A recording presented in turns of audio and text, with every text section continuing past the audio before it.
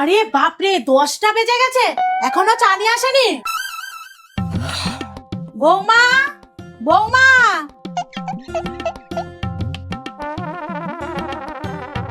এই দেখো, আমার একদিন ঘুম থেকে উঠতে দেরি হয়ে গেছে বলে মহারানী পড়ে পড়ে ঘুমাচ্ছে। বৌমা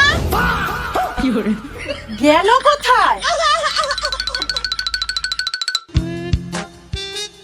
সোম, মঙ্গল, বুধ, বৃহস্পতি, শুক্র, শনি, রবি। সোম, মঙ্গল। বৌমা, তুমি এগুলো কি করছো? মা, শিডিউল করছি। বাহ, নতুন রান্না। বৌমা, ঝালটা একটু বেশি দেবা। সারা সপ্তাহে কি রান্না হবে তার শিডিউল করছি। কি রকম? এই দেখুন, সোমবার আলু টমেটো পেঁয়াজ লঙ্কার ঝোল, মঙ্গলবার পেঁয়াজ আলু টমেটো লঙ্কার ঝোল, বুধবার টমেটো পেঁয়াজ আলু লঙ্কার ঝোল, এইভাবেই রবিবার অবধি। সারা সপ্তাহে একই রান্না? একই রান্না কোথায়, প্রত্যেক দিনই তো আলাদা আলাদা রান্না। এই দেখুন, আলু পেঁয়াজ টমেটো, সাথে কটা পাতা দিয়ে দেব। সবই তো এক রান্না হলো। ঘরে আর কিছু নেই তো, আমি কি করব? কিছুই নেই? না।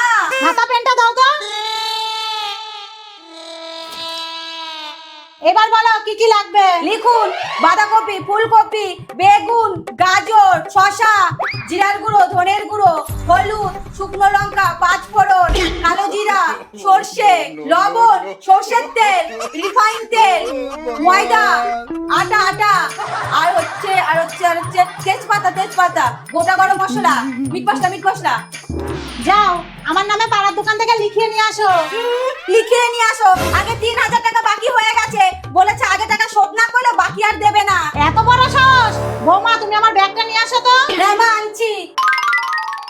এই নিন।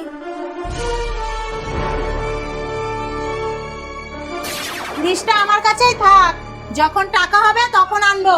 তুমি এই শিডিউলই রান্না করো।